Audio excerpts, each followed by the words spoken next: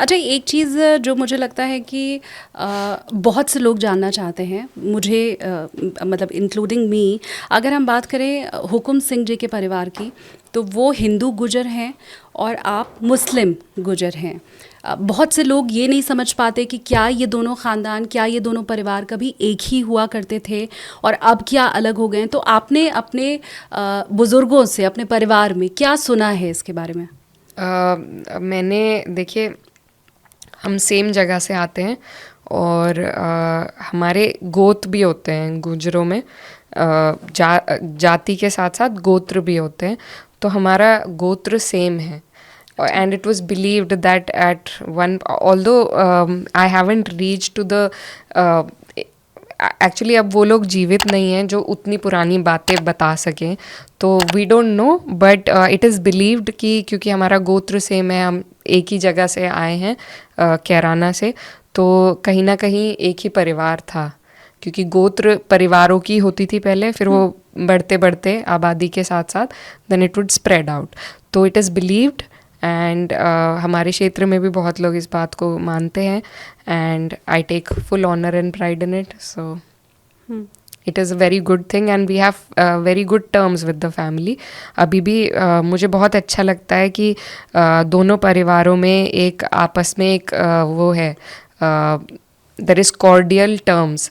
Even though हम आमने सामने चुनाव लड़ते हैं, लेकिन कभी भी आप नहीं सुनेंगे कि मेरे परिवार के किसी भी शख्स ने उनके परिवार के खिलाफ व्यक्तिगत रूप से कुछ कहा हो, ना ही उन्होंने कभी हमारे परिवार के खिलाफ कोई व्यक्तिगत टिप्पणी करी है।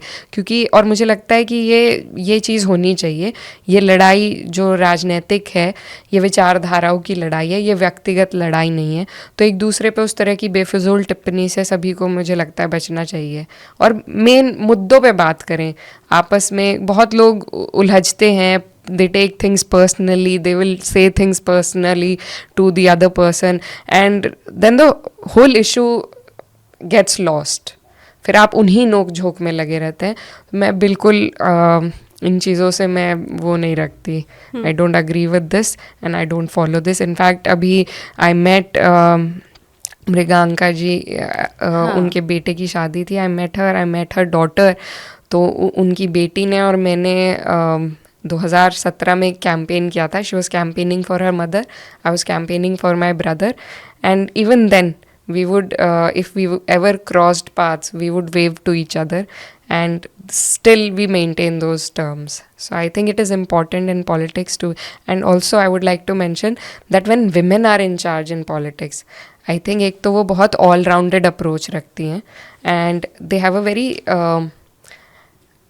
very different kind of assertiveness. It's not soft, but it is not as extreme in the harsh sense as the men can take it to. So I really like when women take lead and I hope more women can take lead.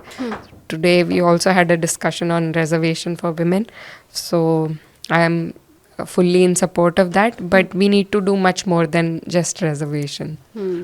और मैं तो यही उम्मीद करती हूँ कि आपकी इस चीज़ से जो हमारे पुरुष नेता हैं वो भी कुछ सीख लें। एक बॉर्डर लाइन होती है, उसे क्रॉस नहीं करने की ही ज़रूरत होती है। इनफैक्ट आपने खुद ही मृगांका जी का अभी एग्जाम्पल दिया, उस समय बड़ी सुर्खियाँ ऐसी भी आई थी कि हो सकता है आप बीजेपी में भी जा सकती हैं। बहुत न्यूज़पेपर ने और सब ने ये बातें छापी थी। Ma'am, I have said this before in an interview and मेरे कॉलीग्स ने मुझे बहुत they've teased me about it also, but I will say it again. I would rather die than be in BJP. I don't agree with their ideology. I don't agree with the way they run things and I would never be a part of it.